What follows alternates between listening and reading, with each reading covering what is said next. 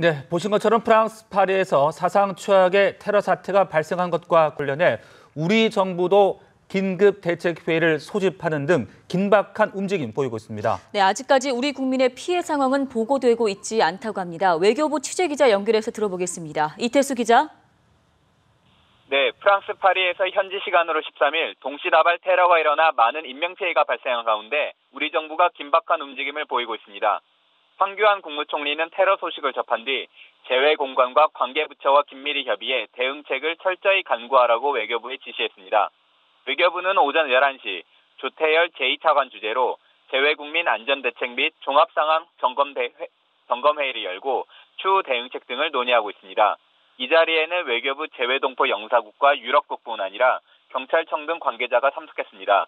이 자리에서 조 차관은 우리 국민 피해는 아직 없는 것으로 파악되고 있지만 계속 확인할 필요가 있다면서 수많은 인명이 희생된 극악무도한 사건이 발생한 데 대해 충격과 분노를 금할 수 없다고 말했습니다. 또 시리아를 위해라고 외쳤다는 보도가 사실이라면 난민 사태와도 연관이 있어 상당히 복잡하게 얽혀있는 상황이고 상황을 종합적, 구체적으로 파악, 분석해서 대처해야 한다고 말했습니다. 정부는 주 프랑스 한국 대사관 등을 통해 프랑스 당국과 긴밀히 연락을 주고받고 있는데요. 주 프랑스 한국 대사관은 사건이 일어난 뒤 모철민 대사를 본부장으로 하는 비상대책 TF를 꾸려서 비상근무에 돌입했습니다. 정부는 사건이 일어난 지 1시간 내에 프랑스에 있는 교민과 관광객에게 추가 테러 우려가 있어 신변 안전에 유의하라는 내용의 문자 메시지도 발송했습니다. 프랑스 파리는 관광객이라며 필수적으로 들리는 곳이기 때문인데요. 외교부에 따르면 현재 프랑스에는 관광객을 빼고도 1만 4천 명에 달하는 우리 교민이 살고 있습니다.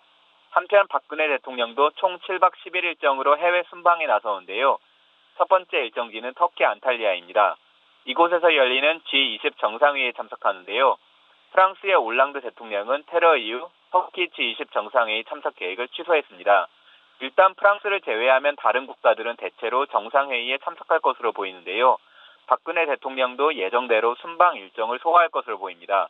이번 테러가 프랑스 사상 최악의 사건이 될 가능성이 높은 만큼 당장 G20 정상회의에서는 대테러 대응과 IS 소탕이 주요 의제가 될 것으로 보입니다.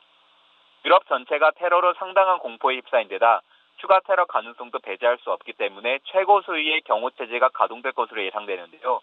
통상 정상이 다른 나라를 방문할 때에는 초청국에서 경호를 담당하기 때문에 터키에서도 이번 사건에 촉각을 곤두세우고 있으리라고 관측됩니다.